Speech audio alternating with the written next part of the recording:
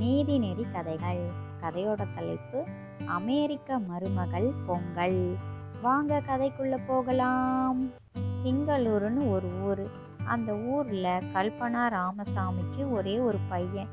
அவங்க பையன் பேரு தியாகு. நல்லா நிறைய படிக்க வச்சிருக்கிறாங்க. வெளிநாட்டில் வேலை கிடைச்சிருச்சு தியாகுக்கு. அதனால அமெரிக்காவில் வேலை செய்யறதுக்காக வந்துட்டாங்க. அவங்க அம்மாவும் அப்பாவும் அதே ஒரு கிராமத்தில் திங்களூர்லேயே இருக்கிறாங்க. ஏன்னா அவங்களுக்கு வெளிநாடெல்லாம் புதுசாக இருக்கும். அதனால பழக்கம் வராதுங்கிறதுனாலயே அங்கேயே அவங்களோட பொழப்ப பார்த்துக்கிறாங்க. விவசாயம், பால் பண்ணை, அப்படி இப்படின்னு ஏகப்பட்ட சொத்து இருக்கு. அதையெல்லாம் கவனிச்சுக்கிறதுக்காகவே அவங்க அந்த ஊர்லேயே இருந்துக்கிறாங்க. இப்போ தியாகுவும் வெளிநாட்டுக்கு வந்துட்டாங்கல்ல, கை நிறையா சம்பாதிக்கிறாங்க. அவங்க அம்மா அப்பாவையும், அம்மா அப்பா நீங்கள் 2 பேருமே அமெரிக்காவுக்கு வாங்கல, நான் இங்கே தனியாக தானே இருக்கிறேன், நீங்களும் அங்கே தனியாக தானே இருக்கிறீங்க, இங்கே வந்தீங்கன்னா நாம் 3 பேரும் ஒன்றா சந்தோஷமாக இருக்கலாம்ல, வாங்க, இந்த நாடும் சூப்பராக இருக்கும் அப்படிங்கிறாங்க. எத்தனை முறை தியாகு சொல்லியுமே அவங்களோட அம்மாவுக்கும் அப்பாவுக்கும் அமெரிக்காவுக்கு வர்றதுக்கு விருப்பமே இல்லை. அமெரிக்காவுக்கு வந்தாலும் நாங்கள் வந்தோமா போனோமான்னு இருப்போம். அதை விட்டுட்டு அங்கேயே இருக்கிற மாதிரியெல்லாம் நமக்கு சரி வராது. நமக்கு நம்ம கிராமம் தான், அதுதான் நல்லா இருக்கும். எனக்கு தெரிஞ்சவங்கெல்லாம் அங்கே தான் இருக்கிறாங்க, சொந்த பந்தமும் அங்கே தான் இருக்குது அப்படின்னுவாங்க. அதுக்கப்புறம் அப்படியே ஒரு 2 வருஷம் போயிடுச்சு. 6 மாதத்துக்கு ஒரு முறை அமெரிக்காவிலேருந்து திங்களூருக்கு வருவாங்க தியாகு. மறுபடியும் ஒரு வாரம் இருந்துட்டு திங்களூர்லேருந்து அமெரிக்காவுக்கே போயிடுவாங்க. இப்படி தான் வந்து போயிட்டு இருந்தாங்க. 2 வருஷத்துக்கு அப்புறம் எல்லா ஊர்லேயும் ஊரடங்கு போட்டதுனால எங்கேயும் போகவும் முடியல, வரவும் முடியல. அப்படியே போயிட்டு இருந்தது. தியாகுவால் என்ன நினச்சாலுமே அவங்களோட ஊருக்கு வரவே முடியல. ஆனால் அவங்க அம்மாவுக்கும் அப்பாவுக்கும் பயமாக இருக்குது. நாம் 2 பேரும் இங்கே இருக்கிறோம், நம்ம பையன் மட்டும் தனியாக அங்கே இருக்கிறான், அவனுக்கு ஒத்தாசையாக யாருமே இல்லையே, எப்படியெல்லாம் கஷ்டப்படுறானோ, அவனுக்கு காலகாலத்தில் கல்யாணத்தை முடிச்சு வச்சுருந்தோன்னு வச்சுக்கோங்களேன், இப்படியெல்லாம் கஷ்டப்பட வேண்டியதே இல்லை. அங்கே அவன் பொண்டாட்டி கூட சந்தோஷமாக இருப்பான், நமக்கும் எந்த ஒரு பிரச்சனையும் இருக்காது அப்படின்ட்டு தோண ஆரம்பிச்சிருச்சு. என்னங்க பண்ணுறது, இப்போ அவனால் வரவே முடியலையே, இந்த ஊரடங்கெல்லாம் முடியட்டும், சீக்கிரமாக அவனுக்கு ஒரு கல்யாணத்தை முடிச்சு வச்சிடலாம் அப்படின்ட்டு அவங்க அம்மாவும் அப்பாவும் பேசிக்கிறாங்க. இந்த ஊரடங்கு என்னன்னா சரி வர்ற நிலைமையிலேயே இல்லை, அப்படியே நீடிச்சுக்கிட்டே இருக்கு. கல்பனா அவங்க பையன் தியாகுவுக்கு ஃபோன் பண்ணி, டே தியாகு, நீ எப்படியாச்சும் நம்ம ஊருக்கு வந்தா போதுண்டா, உனக்கு ஒரு கல்யாணத்தை பண்ணி வைக்கணும்னு அம்மாவுக்கும் அப்பாவுக்கும் ஆசை. நம்ம சொந்தத்திலேயே நிறையா முறை பொண்ணுங்க இருக்கிறாங்க, அவங்கள யார் அவனுக்கு ரொம்ப பிடிச்சிருக்கோ அவங்கள நாங்கள் உனக்கு திருமணம் செஞ்சு வச்சிடுறோமே, வாடா சீக்கிரமா, எனக்கு ஒரு மாதிரியாக இருக்குது, நீ அங்கே தனியாக இருக்கிறது கஷ்டமாக இருக்குடா, எப்படா வருவ, இந்த ஊரடங்கு ஏன் தான் போட்டாங்கன்னு இருக்குது அப்படின்ட்டு புலம்புறாங்க. அதுக்கு அவங்க பையன் தியாகு சொல்கிறாங்க, அம்மா அம்மா நான் ஒரு நிமிஷம் ஒன்று சொல்கிறேன், அதை கேளுங்க அப்படிங்கிறாங்க. ஏய் என்னடா சொல்ல போகிற, நீ ஊருக்கு வாடா, வந்தாலே போதும் அப்படிங்கிறாங்க. காசு பணம் என்னடா காசு பணம், இங்கேயே நிறையா இருக்குது, நீ ஒரே ஒரு பையன் தானே, உனக்கு தாண்டா மொத்த சொத்துமே, அங்கெல்லாம் இருக்க வேண்டாம்டா, இங்கே வந்துடுடா, நீ எதையும் சொல்ல வேண்டாம், ஊரடங்கு சரியானதுமே ஊரை பார்த்து வர்ற வழியை பாரு அப்படிங்கிறாங்க. அதுக்கு தியாகு சொல்கிறாங்க, அம்மா அம்மா அம்மா ஒரே ஒரு நிமிஷம்மா, ஒரே ஒரு விஷயத்தை மட்டும் சொல்லிக்கிறேனே கேளுங்கம்மா அப்படிங்கிறாங்க. சரி சரி சொல்லுடா, என்ன விஷயம் அப்படிங்கிறாங்க.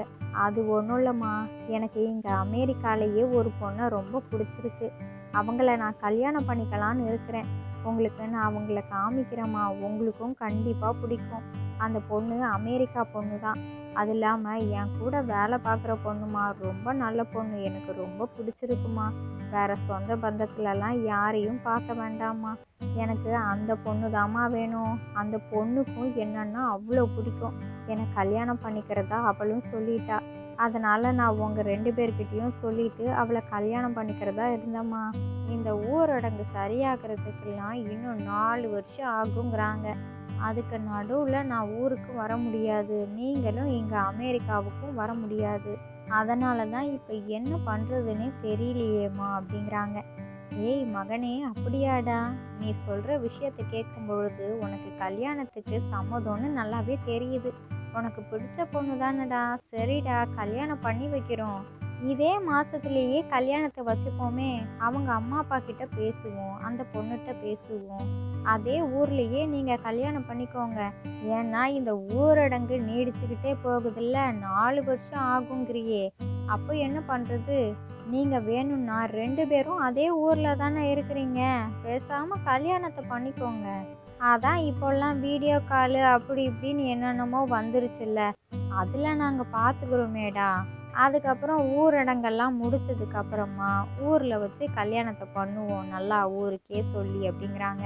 சரி சரி, அவங்க அம்மா அப்பா கிட்ட நாங்கள் பேசணும், அவங்களோட ஃபோன் நம்பர் கொஞ்சம் வேணும்டா. அதே மாதிரி இந்த பிள்ளையோட ஃபோன் நம்பரும் எனக்கு கொடு, நானும் உங்கள் அப்பாவும் பேசணும்டா அப்படிங்கிறாங்க. அம்மா அம்மா, அதுக்கெல்லாம் எந்த வேலையும் இல்லைம்மா. நானே அவங்க வீட்டிலலாம் பேசிட்டேன். அவங்க உங்கள் வீட்டில் சரின்னா போதும், இங்கேயே கல்யாணத்தை வச்சிடலாம் தான் சொன்னாங்க. அவங்களாலேயும் கல்யாணத்துக்கு வர முடியாது. இப்போ நீங்கள் சொன்னீங்கல்லம்மா, அதே மாதிரி தான் அவங்களும் சொன்னாங்க. நீங்கள் 2 பேரும் கல்யாணத்தை பண்ணிக்கோங்க. அதுக்கப்புறம் ஊரடங்கெல்லாம் சரியானதுக்கப்புறம் ஊரில் வச்சு கல்யாணத்தை எல்லாத்துக்கும் சொல்லி பண்ணிக்கலாம் அப்படின்னு தான் சொன்னாங்க. அப்படின்னா நீங்களும் அவங்களும் நல்ல நாள் பார்த்து சொல்லுங்கம்மா, அன்னைக்கே கல்யாணத்தை வச்சுக்கலாம் அப்படிங்கிறாங்க. சரிடா, இந்த நல்ல விஷயத்துக்காக தான் நான் காத்துட்டு இருந்தேன். ரொம்ப சந்தோஷம். நான் இப்போவே போய் சாமியாரை பார்த்து நல்ல நேரம் எது, நல்ல நாள் எதுன்னெலாம் கேட்டுட்டு வரேன் அப்படின்றாங்க. சரிம்மா, நான் அப்புறம் பேசுகிறேன் அப்படின்ட்டு வச்சுட்டாங்க. அப்போது கல்பனாவோட கணவன் சொல்கிறாங்க, ரொம்ப சந்தோஷமான விஷயம். ஆனால் நாம் எங்கே சாமியாரெல்லாம் போய் பார்க்க முடியும், ஊரடங்கு, அதெல்லாம் ஒன்றும் போக முடியாது. நம்மளாவே பார்ப்போம். இரு, அந்த காலண்டரை எடுத்துகிட்டு வா, அதிலேயே பார்த்து நம்ம நல்ல நாளை குறிப்போம். அதுக்கப்புறம் அன்னைக்கே கல்யாணத்தை வச்சுருவோம் அப்படிங்கிறாங்க. ஆமாங்க, நீங்கள் சொல்கிறதும் சரிதான். சரி, நான் எடுத்துகிட்டு வரேன், நீங்களே அதெல்லாம் பார்த்து சொல்லுங்கள், எனக்கு அதெல்லாம் தெரியாது, நீங்கள் படிச்சிருக்கிறீங்கல்ல, இந்தாங்க அப்படின்ட்டு காலண்டரை எடுத்துகிட்டு வந்து கொடுக்குறாங்க. அதுக்கப்புறம் நல்ல நாள் நல்ல நேரமெல்லாம் குறிச்சிக்கிட்டாங்க. அதுக்கப்புறம் அன்னைக்கு அப்படியே நாள் போயிடுச்சு, இரவு நேரமாயிடுச்சு. அவங்க எல்லாரும் தூங்கிட்டாங்க. மறுநாள் காலையில் விடிஞ்சிருச்சு. அவங்களோட பையனுக்கு விடிஞ்சதும் விடியாததுமா, டேய் முகூர்த்தத்துக்கு நாள் பார்த்தாச்சுடா அப்படின்ட்டு ஃபோன் பண்ணி சொல்கிறாங்க. அதுக்கப்புறம் என்ன, தியாகுவுக்கும் அந்த அமெரிக்க பொண்ணுக்கும், அவங்க பேர் சுனிதா, 2 பேர்த்துக்கும் ஜாம் ஜாமுன்னு சூப்பராக திருமணம் முடிஞ்சிருச்சு. தியாகுவோட அம்மா அப்பா இங்கே வீடியோ காலில் பார்க்குறாங்க. அதே மாதிரி சுனிதாவோட அம்மா அப்பா அவங்க வீட்டிலேருந்து வீடியோ காலில் பார்க்குறாங்க. நல்லபடியாக கல்யாணம் முடிஞ்சுது. அதுக்கப்புறம் வழக்கம் போல் அவங்க 2 பேருமே வேலையை பார்க்க தொடங்கிட்டாங்க. தியாகுவுக்கும் சுனிதாவுக்கும் கல்யாணம் முடிஞ்சு 2 மாதத்துலேயே ஊரடங்கெல்லாம் திடீர்னு இல்லை, எல்லாமே சரியாயிடுச்சுன்னு சொல்லிட்டாங்க. அதை கேள்விப்பட்ட கல்பனாவும் அவங்களோட கணவன் ராமசாமிக்கும் ரொம்ப சந்தோஷமாயிடுச்சு. அதுலேயும் கல்பனாவால் தாங்க முடியல. நம்ம மகனுக்கு வர கல்யாணம் ஆயிடுச்சுல்ல, இப்போ நாம் நம்மளோட மகனையும் மருமகளையும் போய் பார்க்கணுங்க. அவங்களால திடீர்னு வர முடியாதுல்ல, நம்மளே போவோம், நம்ம மகன்கிட்ட டிக்கெட் எடுத்து கொடுக்க சொல்லலாம் அப்படிங்கிறாங்க. ஆமாம்மா, அதுவும் சரிதான் கல்பனா, நீ பேசு அப்படிங்கிறாங்க. அதுக்கப்புறம் தியாகுவும் அவங்க அம்மா அப்பாவுக்கு ஏரோப்ளேனில் டிக்கெட்டு 2 பேர்த்துக்கும் போட்டு கொடுத்துட்டாங்க. அதை கேட்ட கல்பனாவும் ராமசாமிக்கும் ரொம்ப அதிர்ச்சி ஆகிப்போச்சு. என்னது, நம்ம வானத்தில் பறக்க போகிறோமா? எனக்கு வேற பயமாக இருக்கே, எப்படி அது போகணும்னு தெரியாதே, புதுசால இருக்குது, தலைகில எதுவும் சுத்தாதே, எனக்கு உயரத்தை கண்டாலே அவ்வளோ பயம், எப்படி ஏறி போக போகிறோம்னே தெரியல. சரி சரி, நீ புளியோதரையை கட்டி வை, நாம் வழக்கமாக ஊருக்கு போகும்பொழுது அப்படித்தானே போவோம் அப்படிங்கிறாங்க. ஆமாங்க, அது வேற, நீங்கள் ஏங்க நீங்கள் இப்படி பண்ணுறீங்க? அதெல்லாம் ஒன்றும் தலையெல்லாம் சுத்தாது, நாம் உட்காந்துருக்கிற மாதிரி தான் இருக்கும், பெருசாக ஒன்றும் தெரியாது. நாம் கண்ணை மூடிக்கிட்டுன்னு வச்சுக்கோங்க, எந்த பிரச்சனையும் இல்லாமல் ஊருக்கு போய் இறங்கிடுவோம். படித்தா நீங்கள் இதுக்கு போய் பயப்படுறீங்க, நானே பட்டிக்காட்டில் பிறந்தவ, எனக்கு பயமே இல்லை. சரி சரி வாங்க, ஊருக்கு போகிற வழியை பார்ப்போம், எப்படா ஊருக்கு போவோம்னு இருக்குது. அவன் அத்தனை முறை கூப்பிட்டுருக்கிறான். அப்போல்லாம் எனக்கு அமெரிக்காவுக்கு போகிறதுக்கு அடிக்கடி தோணவே தோணாது, ஏதோ போகணுன்ட்டு போவேன், நம்ம மகன் அங்கே இருக்கான்ட்டு. இப்போ ரொம்ப ஆசையாக இருக்குது, நம்ம மகனுக்கு கல்யாணம் ஆயிடுச்சுல்ல, மகனையும் மருமகளையும் பார்க்கணுன்ட்டு தான். சரி சரி இப்படியே பேசிகிட்டு இருந்தா நேரம் ஆகுது அப்படின்ட்டு சீக்கிரமாக கிளம்பிட்டாங்க. அதுக்கப்புறம் ஏர்போர்ட்டும் வந்துட்டாங்க. அப்படியே ஏரோப்ளேனில் பறந்து போய் அமெரிக்காவை வந்து சேர்ந்துட்டாங்க. அவங்களோட பையன் தியாகுவும் அவங்க அம்மா அப்பாவை கூப்பிடுறதுக்கு ஏர்போர்ட்டுக்கும் வந்துட்டாங்க. அதுக்கப்புறம் அந்த ஏர்போர்ட்லேருந்து அவங்க அம்மா அப்பாவை காரில் கூட்டிகிட்டு அவங்க தங்கி இருக்கிற இடத்துக்கும் வந்து சேர்ந்துட்டாங்க. தியாகுவையும் சுனிதாவையும் ஒன்றா பார்த்தோன்னையும் கல்பனாவுக்கும் ராமசாமிக்கும் ரொம்ப ரொம்ப சந்தோஷமாக இருக்குது. இதைத்தானே நான் எதிர்பார்த்துட்டே இருந்தேன். அது நடந்துருச்சு. ஆனால் கல்யாணத்தை தான் நல்லா எல்லாரையும் கூப்பிட்டு பண்ண முடியாமல் ஆயிடுச்சு. சரி, இதுக்கப்புறம் பண்ணுற ஃபங்க்ஷன் எல்லாமே அப்படி ஊரை கூப்பிட்டு பண்ணிக்கலாம் அப்படிங்கிறாங்க. ஆமாம்மா கல்பனா, ஆமாம் அப்படிங்கிறாங்க அவங்களோட கணவனும். அதுக்கப்புறம் சரி சரி நான் என்னோட மருமகள்கிட்ட போய் பேசிட்டு வரேனே அப்படின்ட்டு, மருமகளே சுனிதா நல்லா இருக்கியாம்மா? இப்போதான் நீ என்னையும் உங்கள் மாமனாரையும் முதல் முறையாக பார்க்குற. அதனால் உனக்கு எங்களை பார்க்கும் பொழுது புதுசாக தெரியும். மற்றபடி நாங்கள் எப்போவுமே இப்படி தான். நீ ரொம்ப அழகாக இருக்கிற. என் பையன் சொன்னான், அதே மாதிரி ரொம்ப ரொம்ப அழகாக இருக்க, தங்கமான பொண்ணாக இருக்கம்மா.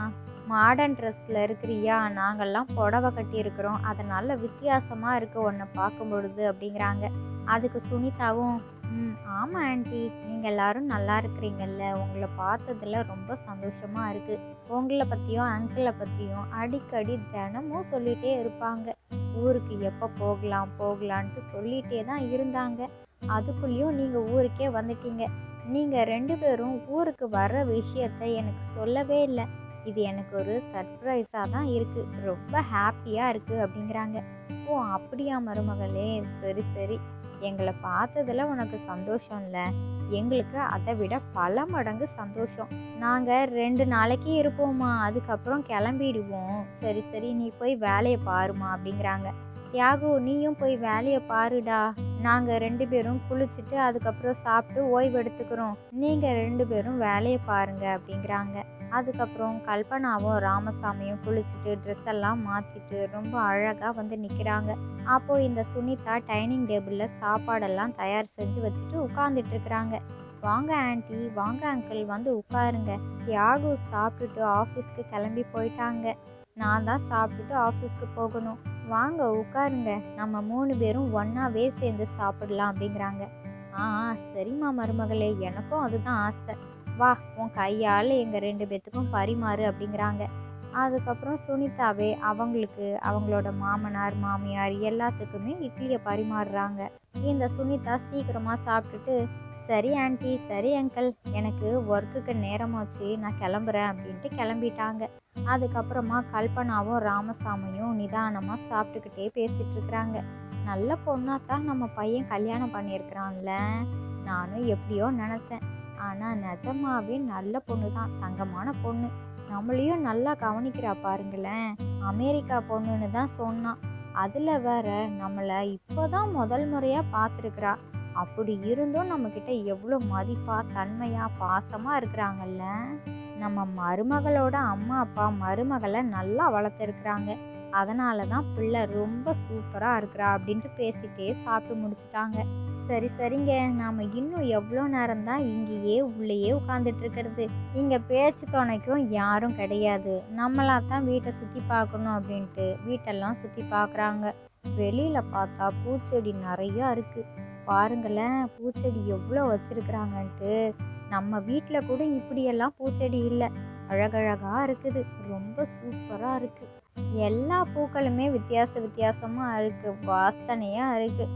தோட்டம்னா இப்படி தான் இருக்கணும், பூஞ்சோலைக்குள்ளே வந்த மாதிரியே இருக்குது அப்படின்ட்டு அந்த தோட்டத்தெல்லாம் சுற்றி பார்த்துட்டு வீட்டுக்குள்ளே வந்துட்டாங்க. அதுக்கப்புறம் இரவு நேரம் ஆயிடுச்சு. மறுநாள் காலையில் விடிஞ்சிருச்சு. அவங்களோட மருமக சமையலெல்லாம் முடிச்சுட்டு ஆஃபீஸ்க்கு சீக்கிரமாக கிளம்பி போயிட்டாங்க.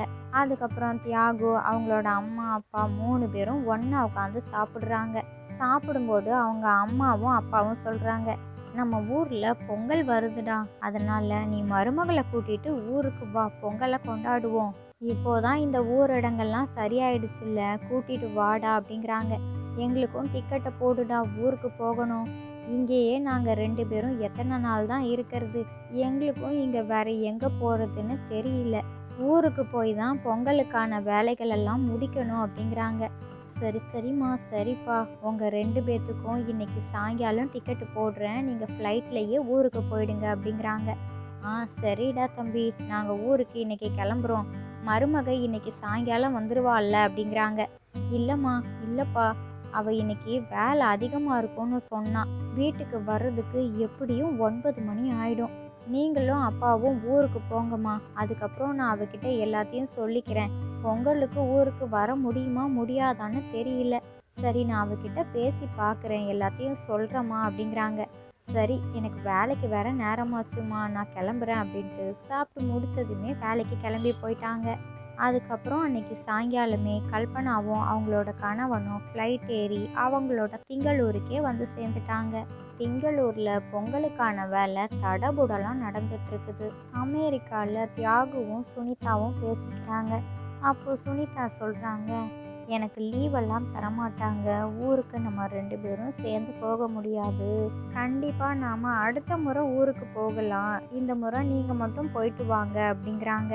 அதுக்கு அவங்களோட கணவன் சொல்கிறாங்க, அது எப்படி சுனிதா நான் மட்டும் போக முடியும், அம்மாவும் அப்பாவும் ரொம்ப ஆசைப்பட்டுட்டு இருக்கிறாங்க, கண்டிப்பாக நம்ம 2 பேரும் ஒன்றா தான் போய் ஆகணும், இல்லைனா 2 பேரும் ரொம்ப சங்கடப்படுவாங்க, என்ன பண்ணுறது, நீனு ஆஃபீஸில் மறுபடியும் பர்மிஷன் கேட்டு பாரேன் அப்படிங்கிறாங்க.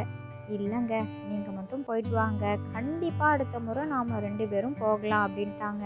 அதுக்கு தியாகு சொல்கிறாங்க, அப்படின்னா நானும் போகல, அடுத்த முறை நாம் 2 பேரும் ஒன்றாவே போய்க்கலாம், இந்த வாட்டி போக வேண்டாம், யாரும் போக வேண்டாம் அப்படிங்கிறாங்க. அதுக்கு சுனிதா சொல்கிறாங்க, இல்லைங்க, கண்டிப்பாக நீங்கள் போயே ஆகணும், அப்போதான் ஆன்ட்டியும் அங்கிளும் ரொம்ப சந்தோஷப்படுவாங்க, என்னுடைய சூழ்நிலையை அவங்க கண்டிப்பாக புரிஞ்சுப்பாங்க, என்னை பற்றி கொஞ்சம் கொஞ்சமாக அவங்களுக்கு புரிய ஆரம்பிச்சிருச்சு, நீங்கள் போயிட்டு வாங்க அப்படின்ட்டு தியாகுவோட மனசை எப்படியோ சுனிதா மாற்றிட்டாங்க. அதுக்கப்புறம் தியாகு மட்டும் பொங்கல் கொண்டாடுறதுக்காக திங்களூருக்கு வந்துட்டாங்க. தியாகு திங்களூருக்கு போய் சேர்ந்ததுமே அடுத்த ஃப்ளைட்லேயே இந்த சுனிதாவும் அவங்களோட கணவன் மாமனார் மாமியார் எல்லாத்தையும் சர்ப்ரைஸ் பண்ணணுன்றதுக்காக ஃப்ளைட்டில் கிளம்பிட்டாங்க. திங்களூருக்கும் வந்துட்டாங்க.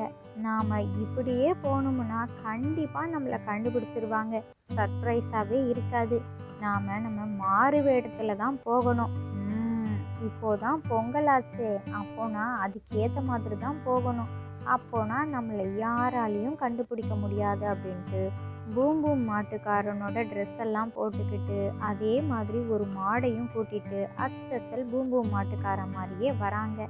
சரியா அவங்களோட மாமனார் மாமியார் வீட்டுக்கும் வந்துட்டாங்க. பாட்டு பாடிக்கிட்டே அந்த பூம் பூம் மாடு பக்கத்துலேயே நின்றுட்டு இருக்கிறாங்க.